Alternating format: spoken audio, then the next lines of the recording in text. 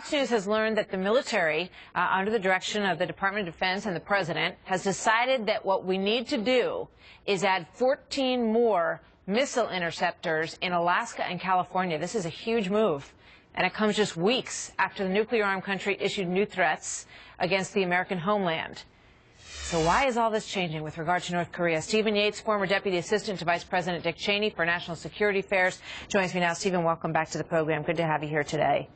Good morning, Martha. So when the President took office, he decided to change our missile defense posture in these areas, in Alaska and California, to knock the number from 44, which was what the Bush administration had in plans, down to 30, believing that this area was not really a threat and we should focus our energies elsewhere. And now they're saying maybe that wasn't a good idea. Right. It seems very clear it was a miscalculation.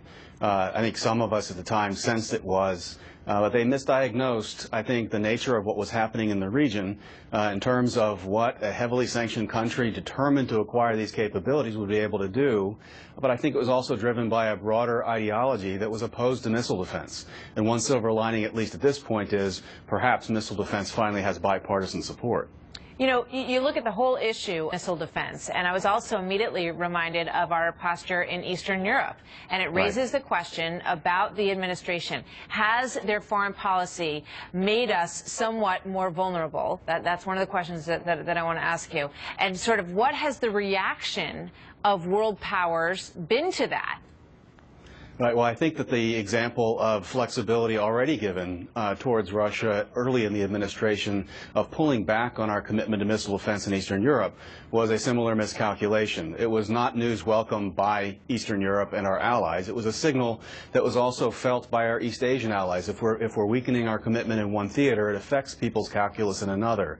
And of course, the idea of resetting a relationship with Russia didn't pan out in terms of the reality of their assistance in mitigating the threat in Iran and shepherding a new way forward in North Korea, areas where they're involved. I mean, we've had no. I want to play this soundbite once again because all of this goes to our missile defense, and it's a posture that the Bush administration had in place really as a deterrent to say, look, you know, this is what we have out there, so don't waste your time building stuff that we can intercept anyway, to put it very simply. But here's President Obama talking to Medvedev about his discussions with Putin on missile defense. Watch this.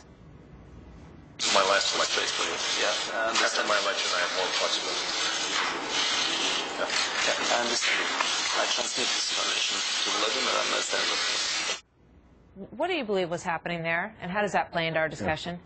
Well, it remains a stunning display because you would think by watching it, the most powerful person in that conversation is actually the man who wasn't present.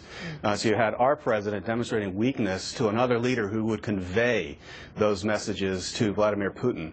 And so I think that signal of weakness actually has not made us safer. It is important that the administration does recognize that they need to change course. So unfortunately, the power of the personality of the president, whether they saw it was negative in George Bush and positive in President Obama, is not changing the actions of these hardened leaders. So hopefully there's a more sober reality in calibrating our approach going forward.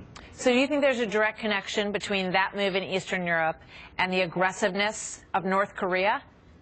Well, where they've come together is that the threats from Iran and North Korea on missiles and nuclear are linked. They're part of the same proliferation network, and the same great powers enable them.